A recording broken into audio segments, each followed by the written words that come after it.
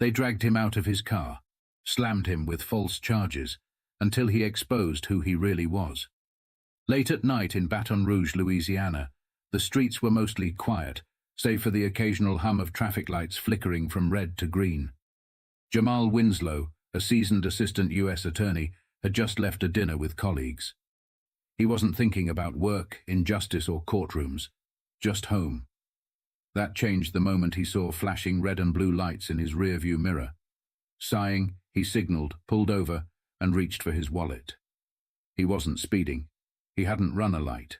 There was no reason for a stop, but he knew better than to assume reason had anything to do with it. Two officers approached his window. Officer Kyle Driscoll, tall and broad with a military cut, stood at the driver's side. Officer Brent Kessler, leaner but no less imposing, hovered near the passenger door. "License and registration," Driscoll said, his voice clipped. Jamal handed over his documents. "May I ask why I was stopped?" Driscoll glanced at Kessler before answering. "Your taillight's out." Jamal frowned. That was a lie. His car had just passed inspection, and the reflection from the rearview mirror showed his brake lights fully functional. "Are you sure about that?" Jamal asked, keeping his voice even. Driscoll's expression shifted, just slightly. He leaned in. "Sir, step out of the vehicle." A slow tension crept through Jamal's limbs. He'd prosecuted cases like this before, where a routine stop became something far worse. His instinct told him to comply, but his experience told him these officers were already escalating. "I'm not stepping out until you tell me why." Kessler smirked, resting his hand on his belt. "Because we said so." Jamal took a breath. He knew the law. He had spent years studying, enforcing, and defending it. He knew he didn't have to get out of the car unless there was probable cause. "I'm within my rights to ask why I'm being ordered out of my car." Driscoll's patience snapped. He yanked the door open. "Step out now." Before Jamal could react, Driscoll grabbed his wrist, yanking him forward. The seatbelt caught his chest, digging into his shoulder. "What the hell are you doing?" Jamal barked, instinctively pulling back. Driscoll didn't answer. He just grabbed harder. Within seconds, Kessler was on the other side, wrenching Jamal's arm behind his back. The sharp edge of metal cuffs dug into his skin. "You're resisting," Driscoll said coldly. Jamal stared in disbelief as Kessler pressed him against the hood of his own car. His heart pounded, but not from fear, from rage. This was a game, a setup, and they thought they had already won. But they were about to realize just how wrong they were. The courtroom in East Baton Rouge Parish Courthouse was packed. The air was thick with routine, clerks shuffling papers, the occasional cough, the quiet hum of whispered conversations. But beneath that, something else simmered. Jamal Winslow sat at the defense table, his posture rigid but composed. He wasn't here as an attorney today. He was the defendant. The charges? Resisting arrest, obstruction, disorderly conduct, complete fabrications. But Jamal already knew the truth didn't matter, only what could be proven. At the front of the room, Judge Margaret Holloway peered down from the bench. In her mid-60s, she had the kind of presence that commanded authority, whether it was earned or not. Her reputation? Firm, uncompromising, dismissive of nonsense. And from the way she barely looked at him, Jamal already knew where this was going. The prosecutor, Richard Calloway, walked with confidence, the kind of confidence that came from knowing the odds were in his favor. He straightened his tie and nodded to the officers sitting proudly at the witness stand. Jamal watched as Driscoll and Kessler sat smugly, knowing they had the full weight of the system behind them. "Your Honor," Calloway began, "this is a simple case of an individual escalating a routine traffic stop into a physical altercation with law enforcement." Jamal exhaled slowly. The arrogance, the audacity. Calloway continued, flipping through his notes. The defendant refused to comply with officers' lawful orders, became aggressive, and had to be restrained for the safety of all involved. Jamal's lawyer, Thomas Rivera, An overworked and underpaid public defender shot up from his chair. Objection. There is zero evidence that my client was aggressive. Judge Holloway waved a hand dismissively. Overruled. Jamal clenched his jaw. That was fast. Rivera sighed but pressed forward. Your Honor, the officers escalated the situation without just cause. There is no body cam footage showing my client acting aggressively because no such footage exists. Calloway smirked. Body cams were not operational at the time of the arrest, but the officers' statements are more than enough evidence. Jamal almost laughed at the absurdity. The officer's word was all they needed. Convenient. Driscoll took the stand first, delivering his well-rehearsed lines. The defendant was combative from the start, he said smoothly. Refused to exit the vehicle, raised his voice, created a hostile situation. Lies. Every word. Kessler followed up, nodding along as he added, he tensed up. We feared for our safety. We had no choice but to restrain him. More lies. Jamal's fingers curled into fists under the table. He had spent his entire career fighting against this kind of blatant corruption. And now he was living it firsthand. Judge Holloway barely hid her impatience as she glanced at Jamal's lawyer. Anything else, Mr. Rivera? Rivera hesitated. He knew this judge, knew her track record. She wasn't interested in fairness. Still, he swallowed hard and pushed forward. Yes, Your Honor. The defense calls Jamal Winslow to the stand. This was it. As Jamal rose and walked to the witness stand, he could feel every pair of eyes on him, watching, judging, waiting to see if he would break. But he wouldn't, because what was about to happen would change everything. Jamal sat in the witness chair, exhaling slowly as the court clerk swore him in. His hands rested lightly on his lap, but inside he was simmering. He wasn't here to defend himself. He was here to expose the truth. Prosecutor Calloway stepped forward, pacing just slightly, an unnecessary display of confidence. Mr. Winslow, would you say you complied with the officer's instructions during your traffic stop? Jamal met his gaze. Calm. Controlled. I asked why I was being ordered out of my car. That's not illegal. Calloway feigned a sigh. You refused to exit, correct? I asked why I was being asked to step out, Jamal repeated, which, legally, I have the right to do. Calloway smirked, glancing at the jury, as if Jamal's intelligence was an inconvenience. And after multiple orders, you still didn't comply. Jamal held his stare. Because there was no lawful reason to. Calloway turned to the judge, shaking his head as if he'd expected nothing less. Your Honor, it's clear the defendant... Jamal leaned forward, voice even. Before we go any further, I should probably disclose something. Silence. Calloway hesitated. Even Judge Holloway looked up, actually looking at him for the first time. Jamal reached into his briefcase. His lawyer, Rivera, tensed, unsure of what was happening. Slowly, Jamal pulled out his badge. A small, simple rectangle that had suddenly become the most dangerous thing in this courtroom. I'm Jamal Winslow, he said, his voice cutting through the tension like a blade. Assistant U.S. Attorney for the Southern District. The room froze. Judge Holloway's lips parted slightly, her gavel hovering over her desk but unmoving. The officers stiffened.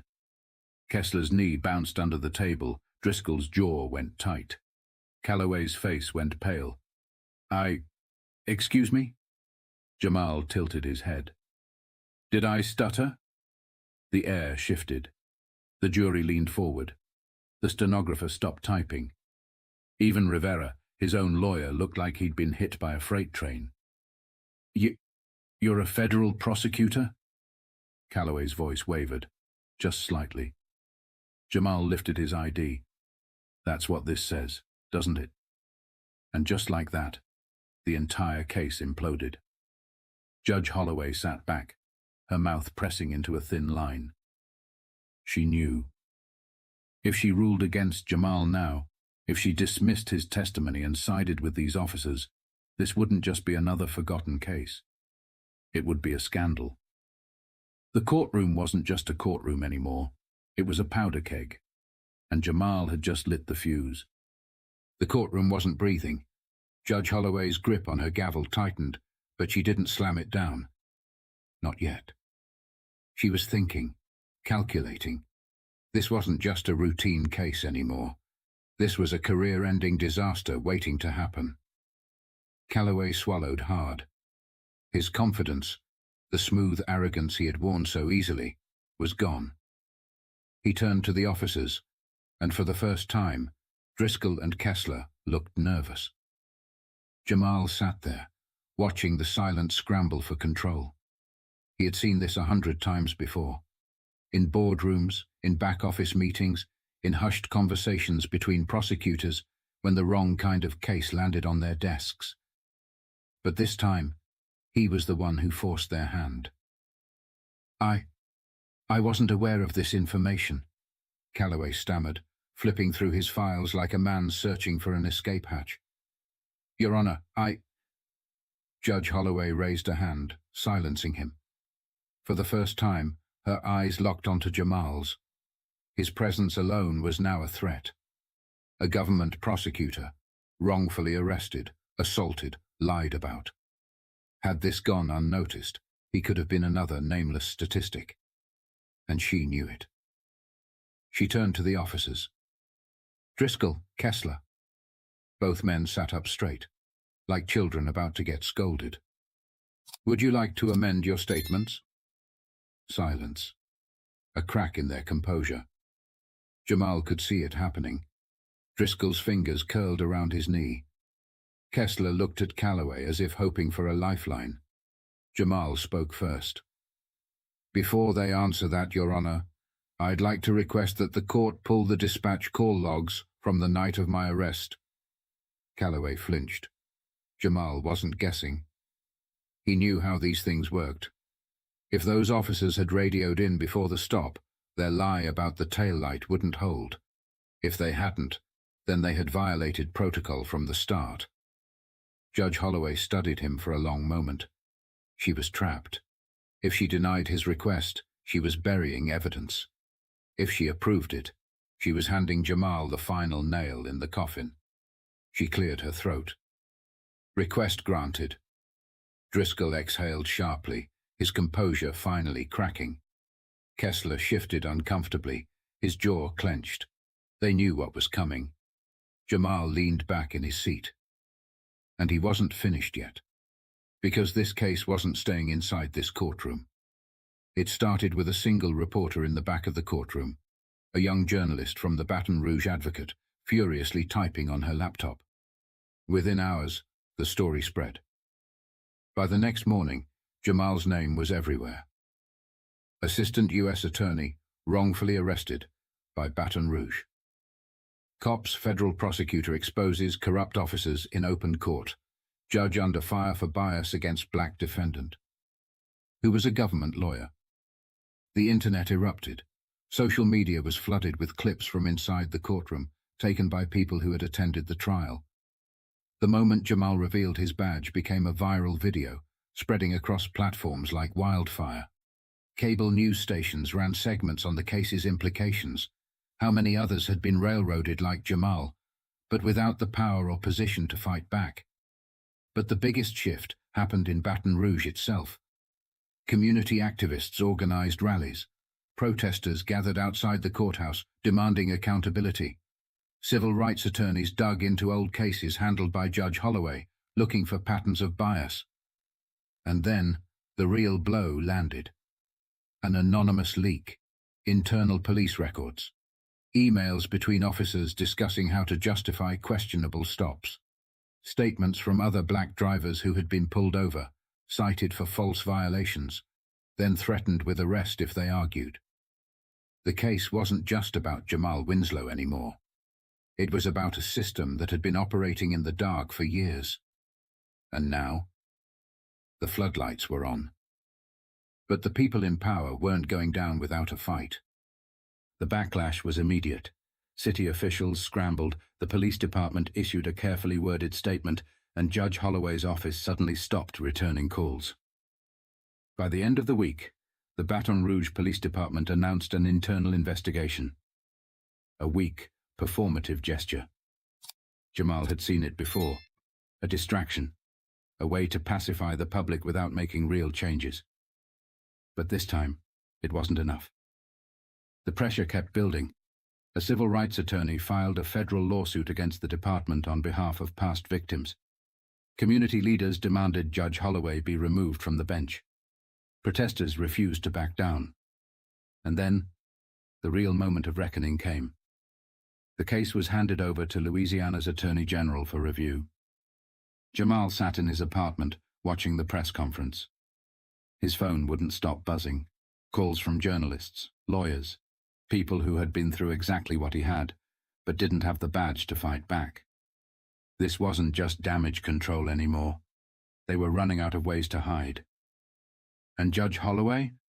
She knew it. By the time Jamal returned to court for the verdict, her expression had changed. No more casual disinterest. No more overconfidence. She was staring at a case too big to bury, and she had to decide which side of history she wanted to land on. But would it be real justice, or just another calculated move to protect the system? The courtroom was silent. Judge Holloway cleared her throat. The weight of the past few weeks sat on her shoulders, the protests, the media scrutiny, the leaked files. She had no good options left. She looked down at her notes, but everyone knew this decision wasn't hers anymore. It was the public's. She exhaled, setting her gavel down softly. After reviewing the evidence, the court finds the defendant. She hesitated, just for a second, then finally, not guilty. A wave of relief crashed through Jamal, but he didn't move, didn't react, not yet, because the case wasn't just about him. The officers sat stiffly, their faces pale. Kessler's hands were clenched, his career flashing before his eyes. Driscoll, always the more arrogant of the two, leaned forward. "Your Honor, She held up a hand. "The court will also be forwarding all relevant materials to the State Attorney's Office for further review." That was it. The officers weren't walking away from this. The courtroom erupted. Murmurs, gasps, the rapid clicking of reporters' keyboards. For the first time, the system had turned its gaze back on itself. Jamal stood slowly. His lawyer patted his back, but his eyes were on the officers, on the prosecutor, Calloway, who looked like he'd just lost everything, on the judge, who had spent years dismissing cases like his until she was forced to do otherwise. But most of all, he thought about the people who weren't in this room, the ones who had sat in this very spot before him, the ones who never got to walk free. As he stepped out of the courtroom, the cameras flashed, reporters shouting questions, people cheering. But Jamal wasn't celebrating, because this wasn't a victory. This was proof. Proof of what had always been happening. But only now, with the world watching, had the system been forced to react. And he knew the fight wasn't over. Not for him, not for the people still trapped in it. He stepped past the flashing lights and into the crowd, where voices demanded real change. Because one case wasn't enough. And now, nobody was looking away. If this story made you think, even for a second, then it's time to ask yourself, how many more stories like this are out there? How many people never get their moment in court? Their names never make the news, their truth never gets heard. It's not enough to just see injustice. We have to challenge it. So if you believe that real justice means holding power accountable, then share this story. Talk about it. Pay attention. Because the more people who refuse to look away, the harder it becomes for these cases to be swept under the rug. And that That's how change begins.